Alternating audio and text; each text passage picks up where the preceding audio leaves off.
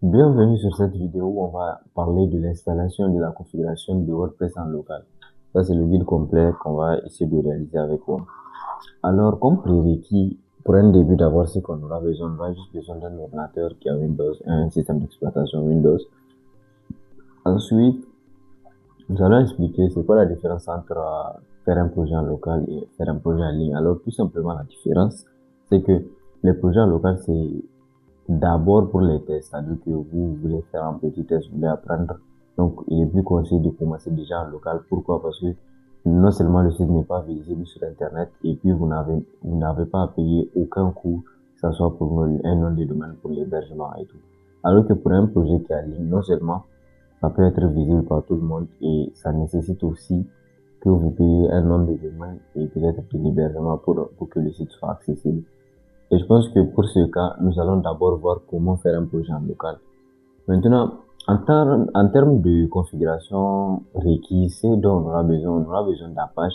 Apache, c'est tout simplement un serveur web qui nous donne la possibilité, en fait, de visualiser le site web sur un navigateur sans avoir la connexion. Donc, nous sommes toujours en local. Le PHP qui nous permet d'exécuter le code et la logique de WordPress. Donc, tout ce qu'on va faire, les boutons et tout, c'est le PHP qui gère ça. Maintenant, le MySQL c'est une base de données. Donc, il faut savoir que tout ce qu'on fait avec un site WordPress est stocké dans une base de données. Maintenant, vous allez vous dire que non, donc il faut qu'on installe Apache, il faut qu'on installe PHP, il faut qu'on installe MySQL. Non. Vous n'avez pas à vous inquiéter, il y a un outil qui regroupe tous les trois en même temps. Et bon, des outils même, il y a plusieurs types. On appelle par exemple, il y a WOMP, il y a Zamp. Dans ce cas, on va utiliser WOMP. Alors, pour avoir WOMP, donc il faut bien évidemment télécharger WOMP. Donc, il faut juste faire télécharger WOMP pour PC. Vous voyez, je vais vous mettre le lien en description et moi pour mon cas j'ai déjà installé WOMP, vous allez voir c'est ça qui est là. Donc je vais vous mettre le lien pour que vous puissiez télécharger WOMP au cas où vous n'avez pas ça. Ensuite maintenant ce qu'on va faire, vous voyez WOMP regroupe, comme ce que j'avais dit, WOMP regroupe le Apache, WOMP regroupe le MySQL, WOMP regroupe aussi le PHP. Donc avec WOMP vous avez les trois en même temps, donc vous n'avez pas besoin de les installer à part. Là, c'est l'installation. Vous avez juste à cliquer sur le bouton télécharger WOMP Server qui est là. Donc, je vais vous mettre le lien encore en description. Et après, vous allez choisir suivant, faire la configuration. Maintenant, après, on va essayer de lancer le serveur WOMP. Quand on lance le serveur WOMP, généralement, il y a trois états. Le premier état qui est rouge. Généralement, avec l'état rouge, ça veut dire que rien n'est allumé. On n'a rien allumé comme serveur, comme service. Tout est au repos, en fait. Avec l'état orange, ça veut dire que c'est partiellement ouvert. Ça commence à s'ouvrir. Et maintenant, avec l'état vert, ça veut dire que tout est bon. On peut commencer à utiliser le serveur. Donc, comment vérifier cela? On va juste venir ici à notre barre d'outils. Et au niveau de la barre d'outils, vous voyez, il y a l'icône WOMP et c'est en vert. Donc, on écrit même tous les services sont lancés. Donc, maintenant, qu'est-ce qu'il faut faire? Et pour ça, la suite, c'est que, comme on fait WordPress en local, il faut télécharger bien évidemment le dossier WordPress. Donc, pour télécharger le dossier WordPress, il faut partir sur le site wordpress.org. Vous voyez wordpress.org. Là également, je vais vous mettre le lien en description. Vous voyez Get WordPress. Vous allez voir, il y a un bouton Download WordPress 6.9. Le 6.9, c'est juste la version. Donc, il peut y avoir que, lorsque vous allez regarder la vidéo, vous allez voir, par exemple, une version 7, une version 8, lorsque vous allez vous essayer de télécharger ça. Donc, ne vous inquiétez pas, c'est juste la version, pas de souci. C'est la même méthode ou bien la même procédure pour faire ça.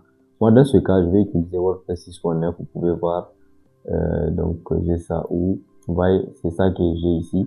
J'ai ça en zippé. Donc, qu'est-ce qu'il faut faire? L'étape suivante, donc je vais fermer ça. L'étape suivante, vous allez essayer d'extraire le dossier zippé là. Comme ça, vous allez avoir un dossier qui n'est pas zippé. Maintenant, le dossier là, vous allez le déplacer dans le disque local C, dans WOMP4 et dans un dossier. Donc, on retourne sur là où se trouve le dossier zippé. Donc, je fais extraire. Donc, je vais extraire. Maintenant, quand je vais extraire, je vais avoir un dossier qui n'est pas zippé qui porte probablement le même nom. Donc, qu'est-ce qu'il faut?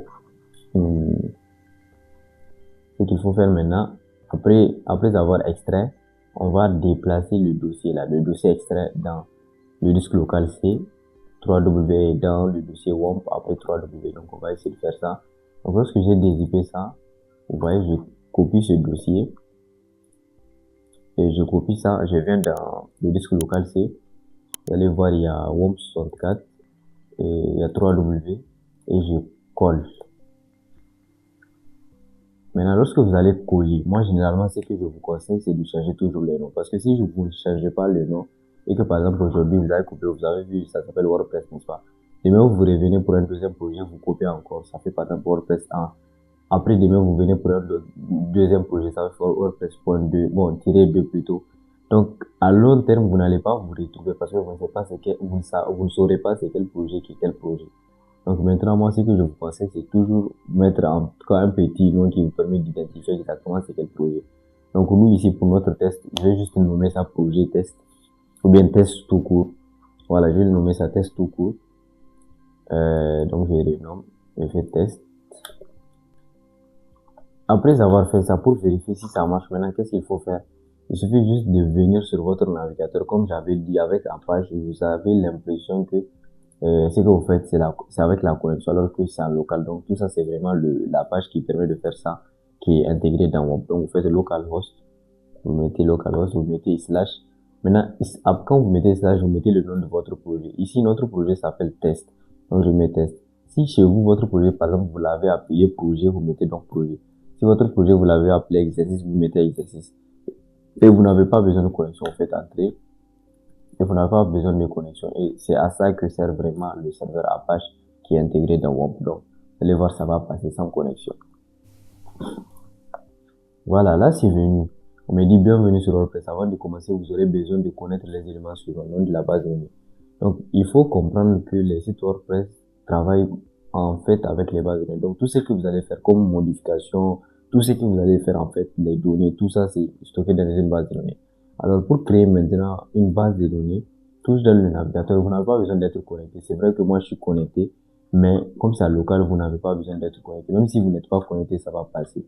Donc, vous faites localhost seulement, vous lancez. Vous allez voir normalement la page là, mais il faut vous assurer que le serveur WOMP est toujours allumé avec l'icône verte qui est là. Donc, si vous faites localhost, vous lancez sans rien maintenant. Vous allez voir au niveau de vos alias, vous allez voir PHP-MyAdmin, vous cliquez. En fait, PHP-MyAdmin, c'est l'interface pour créer votre base de données. Donc, vous voyez l'accès localhost PHP-MyAdmin. Donc, on va venir sur PHP-MyAdmin. Juste ici à gauche, il y a nouvelle base de données. Donc, quand on clique sur nouvelle base de données, on met le nom de notre base de données. Et qu'est-ce que je vais appeler? Je vais mettre par exemple formation.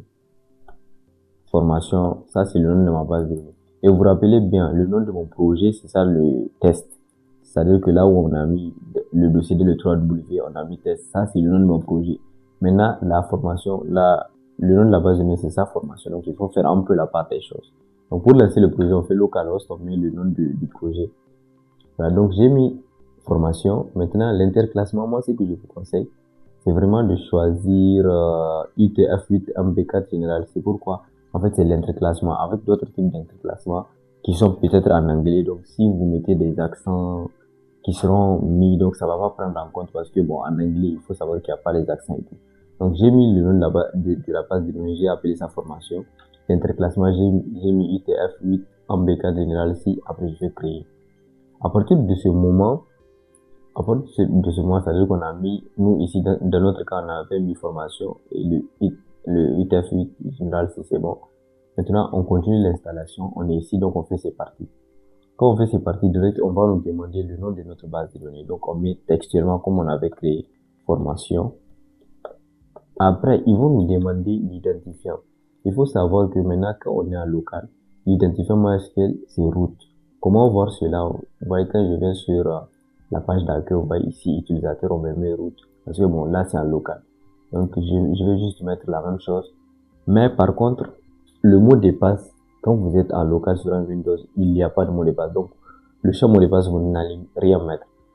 Si par contre, vous avez un Mac, j'ai fait une vidéo aussi à ce sujet. La particularité avec les Mac, c'est que au niveau de l'identifiant, c'est root.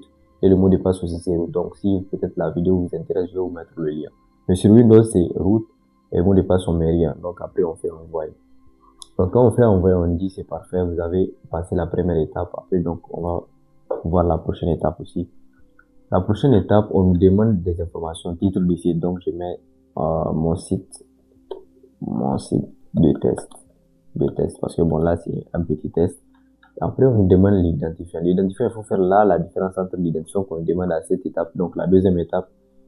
Ici, l'identifiant qu'on nous demande, c'est l'identifiant dont on aura besoin pour se connecter si un jour on veut se connecter à notre site. Donc, par exemple, pour notre cas, on va mettre admin, et après, on choisit le mot de passe.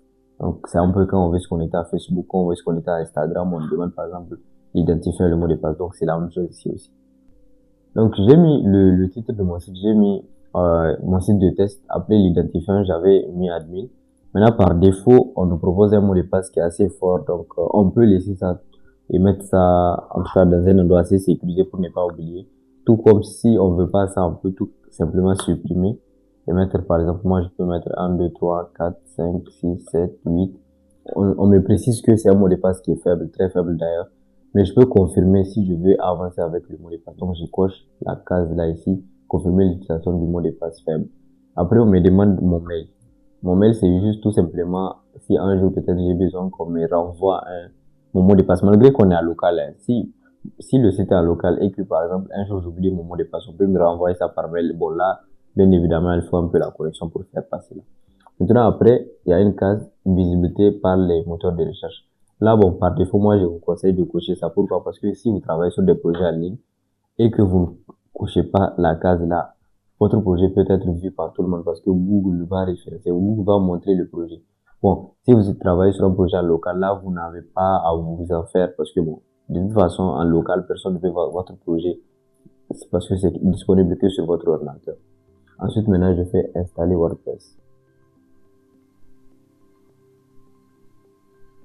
Voilà, là, on vient d'installer WordPress. On me dit quel succès WordPress est installé. Merci, profitez bien. Donc, on va juste cliquer sur maintenant se connecter. On va mettre les identifiants qu'on vient de mettre tout de suite. Donc, admin tout de suite. Admin. Et le mot de passe. 1, 2, 3, 4, 5, 6, 7, 8. Après, on fait se connecter.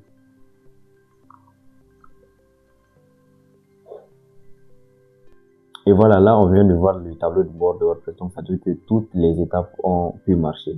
C'est vraiment assez simple. Il suffit juste de suivre les étapes dans l'ordre et puis vous allez voir tout va bien se passer. Donc, n'hésitez pas à poser vos questions en description. Si vous avez peut-être des ajouts, des questions, n'hésitez pas. Concernant le document, je vais vous mettre le document aussi. Vous allez avoir ça dans la description. Les liens de téléchargement de WOMP et tout également, je vais vous mettre ça dans la description. Alors, merci au revoir.